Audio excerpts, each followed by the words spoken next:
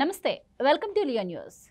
Counting రోజు గొడవలు సృష్టించేందుకు వైసీపీ ఎన్ని కుట్రలు చేస్తుందో మనందరం రోజు చూస్తూనే ఉన్నాం. అయితే తాజాగా పిఠాపురం మాజీ ఎమ్మెల్యే అయినటువంటి వర్మ ఈరోజు సంచలన వ్యాఖ్యలు చేశారు. పిఠాపురంలో పవన్ కళ్యాణ్ని ఓడించేందుకు వైసీపీ కుట్రలకు తెరలేపింది అని చెప్పి ఆయన సంచలన కామెంట్స్ అయితే చేశారు. పోలింగ్ ఏజెంట్లుగా కూడా వైసీపీకి సంబంధించినటువంటి రౌడీలను కూర్చోబెడుతుంది అని ఆయన చెప్తున్నారు. మరి దీనికి సంబంధించి ఈసీ కూడా కఠిన ఆంక్షలు తీసుకోవాలని చెప్పి ఆయన మాట్లాడుతున్న పరిస్థితి. మరి దీనికి సంబంధించి రాష్ట్ర వ్యాప్తంగా కూడా మరి వైసీపీ ఎలాంటి కుట్రలకు రేపు తెరలేకపోతుంది అన్న విషయాలను తెలుసుకునే ప్రయత్నం చేద్దాం.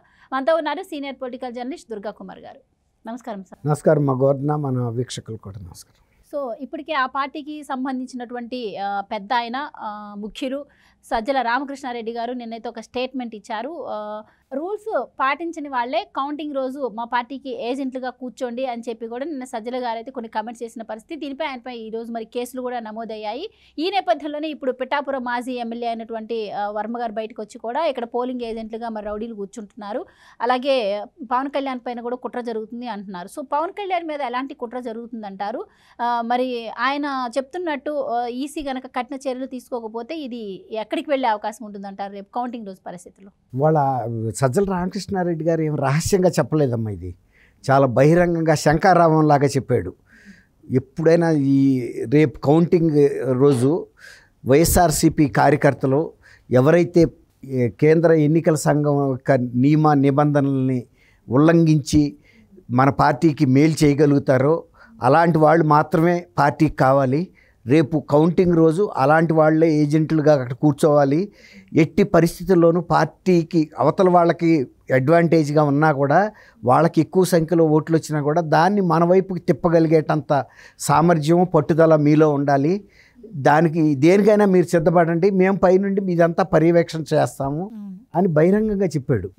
ఇందులో రహస్యమేం లేదు. మరీ ముఖ్యంగా కొన్ని టార్గెటెడ్ నియోజకవర్గాలు ఉంటాయి, మా వాళ్ళు కొన్ని లక్ష్యంగా పెట్టుకున్నారు. అది ఇప్పుడు పిఠాపురం కానివ్వండి, మంగళగిరి కానివ్వండి, కుప్పం కానివ్వండి, తర్వాత హిందూపూరు, ఇలా ముఖ్యమైన నాయకులు ఎక్కడి నుంచి అయితే పోటీ చేస్తున్నారో వాళ్ళ నియోజకవర్గాల మీద మరింత దృష్టి పెట్టి చేస్తారు. వాళ్ళ నెట్టి పరిస్థితులను అసెంబ్లీకి రాకూడదని. ఇంకోటి ఏంటంటే ఇప్పుడు వర్మ గారు చెప్తుంది, రేపు గుండాల లాంటి అంటే రౌడీయిజం ఉన్న వ్యక్తులనే రేపు అధిక సంఖ్యలో పంపిస్తారు ఏజెంట్లుగాను.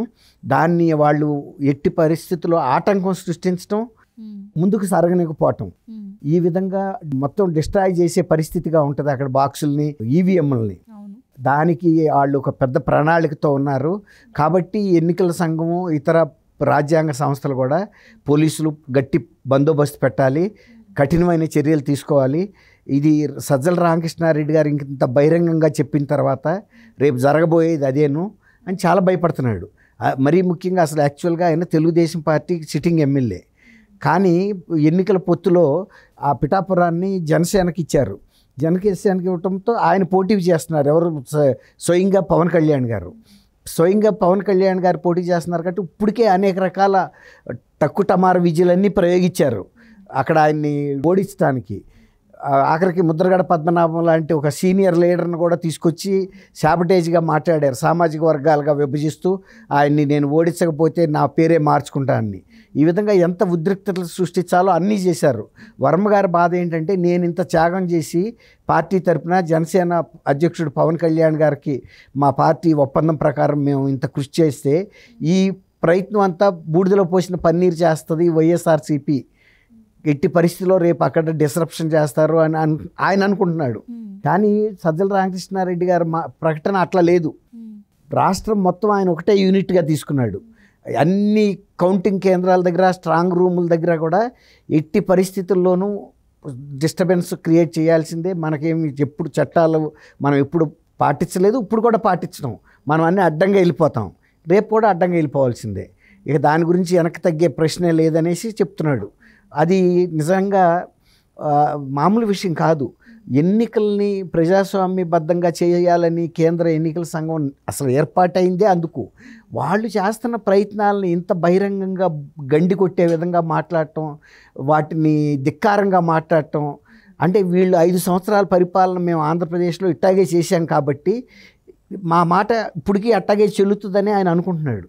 అయితే ఇటు మాచర్లోనే కాకుండా తాడిపత్రిలో కూడా గొడవలు బాగానే జరిగాయి సార్. అక్కడ కూడా ఇప్పుడు కేంద్ర బలగాలు కూడా అక్కడ రంగంలోకి దింపింది.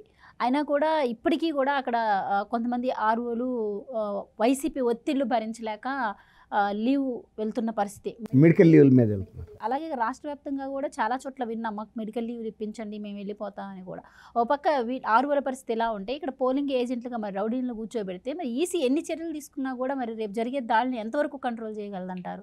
ఇప్పుడు నిన్న పొద్దున పూట ఆయన మాట్లాడాడు కదమ్మా, అంత ప్రకటన అట్లాంటివి చేసినప్పుడు కేంద్ర ఎన్నికల సంఘం ఇప్పుడున్న ఎలక్ట్రానిక్ యుగంలో ఈ సమాచారం సెంట్రల్ ఇంటెలిజెన్స్ డిపార్ట్మెంట్ వాళ్ళు కేంద్ర ఎన్నికల సంఘానికి పంపటం, కేంద్ర ఎన్నికల సంఘం వెంటనే స్పందించాల్సిన అవసరం అయితే ఉంది.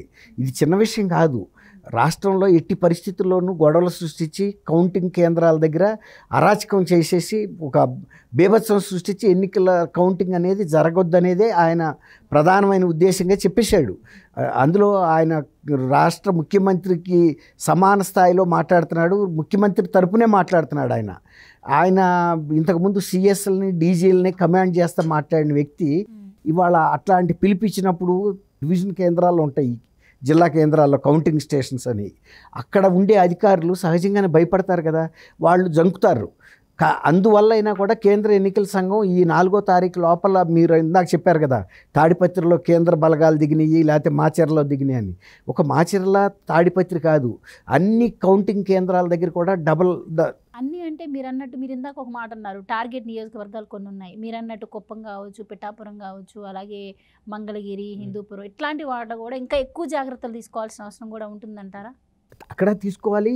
మొత్తం అంతటికీ టార్గెట్ చేశారు కాబట్టి ముందు ఒక స్ట్రాంగ్ వార్నింగ్గా సజ్జల రామకృష్ణారెడ్డి గారిని అరెస్ట్ చేయాలి.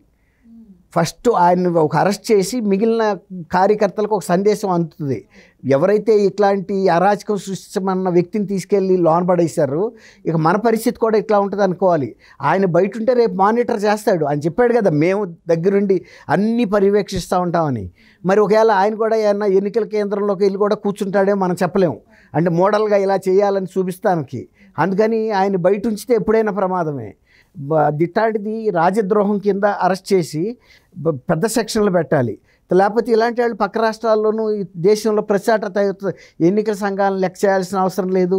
మనం ముఖ్యులమి, మన కార్యకర్తలు తోపులు, వీళ్ళు చట్టాలు వీళ్ళకి వర్తించవు, అక్కడికి వెళ్ళి మీరు తలవపటం కాదు, వాళ్ళు నియమ నిబంధనలు చెబితే వాళ్ళు చెబుతూనే ఉంటారు, మీరు ఈ చెబుతో ఈ నా చెబుతో వదిలేసి మనకి పార్టీ గెలిచేటందుకు కావాల్సిన ఏర్పాట్లు చేయమంటే, అందులో ఆల్రెడీ ఈవీఎంల్లో తెలుగుదేశానికి ప్రతిపక్షం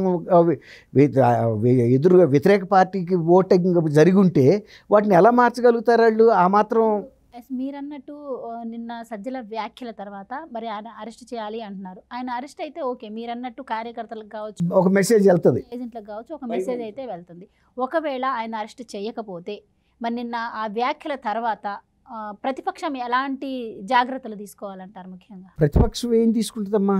ఇప్పుడు అధికార పక్షం వాళ్ళు మొన్న పద్మావతి యూనివర్సిటీలో పులపర్తి నాని గారి మీద దాడి చేస్తే ప్రతిపక్షం ఏమైనా చేయగలిగిందా? ఆ గన్మ్యాన్ గట్టాడు కాబట్టి కనీసం అతను కూడా చనిపోయేవాడే. తను ప్రాణరక్షణతో పాటు పులిపర్తి నానిని కూడా రక్షించాడు. కానీ అన్నిసార్లు అలాంటి గన్మ్యాన్లు ఉంటారని మనం అనుకోలేము. మీరన్నట్టు పార్టీకి సంబంధించిన కార్యకర్తలు వీళ్ళ వరకు ఓకే సార్, పోలింగ్ ఏజెంట్ల వరకు వాళ్ళ పార్టీకి సంబంధించిన, అక్కడ ఆఫీసర్స్, గవర్నమెంట్ ఆఫీసర్స్ బలైపోతున్న పరిస్థితి కదా, వాళ్ళ కోసమైనా ఆలోచించాల్సింది కేంద్ర ఎన్నికల సంఘం. ఇప్పుడు వాళ్ళు ఎవరైతే ఆఫీసర్స్ ఉన్నారో వాళ్ళు కూడా కేంద్ర ఎన్నికల సంఘం మీద ఒత్తిడి తీసుకురావాలి. మా ప్రాణ రక్షణ కల్పించండి, మేము ప్రాణానికి తెగించి చేయాల్సిన పరిస్థితి వచ్చింది. నిన్న ఆయన ఆచరణలో ఎలక్షన్ ఆఫీసరు, అక్కడ ప్రిసైడింగ్ ఆఫీసరు ఎమ్మెల్యే వచ్చాడు కదా అని 2 చేతులు ఎత్తి దండం పెడితే ఆయన బిత్తరపోయే విధంగా ఆయన వెళ్ళటం ఈవీఎం మిషన్ దగ్గరికి వెళ్ళి ఎత్తి నేలకేసి కొడితే నివ్వెరపోయాడు. తర్వాత అక్కడ కొంతమంది మీద దాడులు కూడా జరిగినాయి. అట్లాంటప్పుడు వీళ్ళు కూడా బలవుతారు. ఇప్పుడు బాంబులు ఇసిరినప్పుడు లేకపోతే గొడ్డళ్లతో కొట్టినప్పుడు అట్లాంటప్పుడు ఒక్కోసారి వీళ్ళ మీద కూడా జరుగుతుంది. రేపు నేను నా అంచనా ప్రకారం అయితే వీళ్ళు భారీ వ్యూహంతోనే ఉన్నారు హింస లేపటానికి. అండ్ ఈసీ కూడా కూడా ఈరోజు ఒక స్టేట్మెంట్ ఇచ్చింది. ఎక్కడైతే కౌంటింగ్ కేంద్రాల దగ్గర గొడవలు జరుగుతాయో అక్కడ గొడవ జరిగిన దగ్గర వెంటనే అరెస్ట్ చేస్తాము అని చెప్పి, అది అసలు సాధ్యమయ్యే పనేనా? దాని ద్వారా గొడవలు కంట్రోల్ చేయగలుగుతుందని ఈసీ భావిస్తుంది అనుకోవచ్చు. అంటే ఇవి ఇప్పుడు మీరు అన్నట్టు రాష్ట్ర ఎన్నికల ప్రధానాధికారి అయితే స్పందించాడమ్మా. అన్ని సార్లు కూడా భద్రతను పెంచుతాము, 3 అంచెల భద్రత కొనసాగుతుంది అంటే ఆయన ఉద్దేశం ఏంటంటే అవసరమైతే ఇంకా కొంత ఫోర్సెస్ని కూడా ఇస్తామన్నట్టుగానే ఉన్నాడు ఆయన.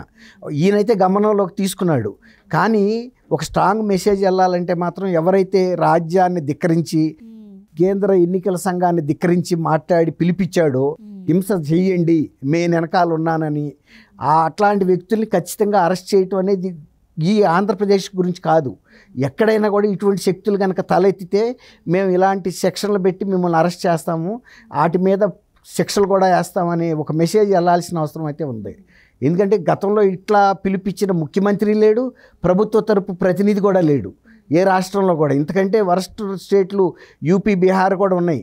కానీ ఎన్నికల సంఘం కౌంటింగ్ సెంటర్ల దగ్గర ఎప్పుడు గొడవలు చేసిన పరిస్థితి లేదు. ఎంత పెద్ద పెద్ద తీస్మార్ ఖాన్లు అంటారు కదా, వాళ్ళు కూడా ఎన్నికల సంఘం మిషన్లలో చూసి ఒప్పుకుని ప్రజా అభిప్రాయాన్ని శిరసా వహిస్తున్నామని నమస్కారం చేసి వెళ్ళిపోయారు తప్ప ఈ ఈవీఎంలు చెప్పినవి మేమేనము, మేము దాటిని తిరగరాస్తాము, ఏజెంట్లు ఏదైనా చేయగలరు, మేము అట్లాంటి వాళ్ళని ప్రోత్సహిస్తాము, దీన్ని కంటిన్యూస్గా మానిటర్ చేస్తాము అనే ఈ ప్రకటనలు చాలా తీవ్రమైన విషయాలు. ఒకవేళ కనుక రేపు ఏదన్నా కనుక జరిగి ప్రాణహాని ప్రతిపక్ష ఏజెంట్లకు జరిగినా ప్రభుత్వ సిబ్బందికి జరిగినా కూడా అది భారత ప్రభుత్వానికి, ఎన్నికల సంఘం, కేంద్ర ఎన్నికల సంఘానికి కూడా తలవంపులైన పరిస్థితి. Thank you so much. Thank you.